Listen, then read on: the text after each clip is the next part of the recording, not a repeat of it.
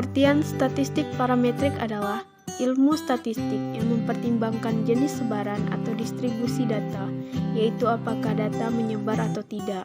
Dengan kata lain, data yang akan dianalisis menggunakan statistik parametrik harus memenuhi asumsi normalitas.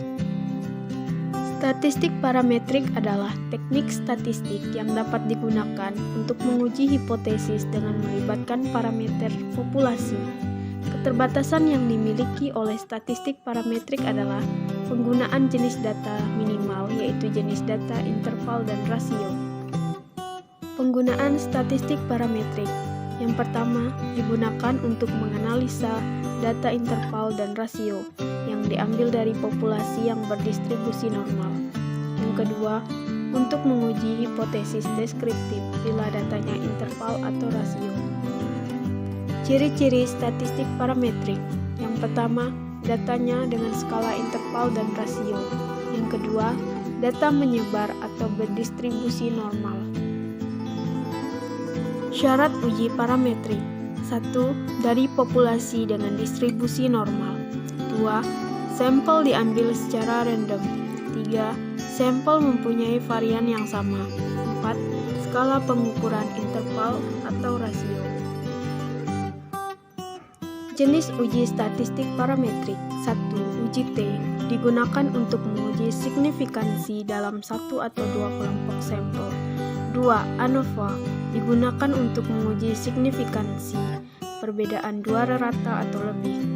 3. Regresi berfungsi untuk mengukur pengaruh variabel bebas terhadap variabel terikat. 4. Korelasi digunakan untuk mengetahui ada atau tidaknya hubungan linier antara variabel terikat dengan variabel bebas. 5.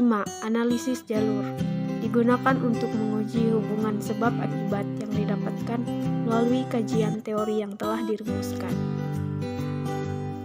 Keunggulan dari statistik parametrik. 1. Syarat-syarat parameter dari suatu populasi yang menjadi sampel biasanya tidak diuji dan dianggap memenuhi syarat. Pengukuran terhadap data dilakukan dengan kuat.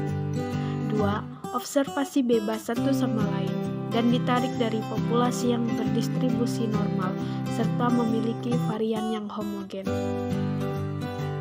Kelemahan dari statistik parametrik. 1. Populasi harus memiliki varian yang sama. 2. Variabel-variabel yang diteliti harus dapat diukur setidaknya dalam skala interval. 3.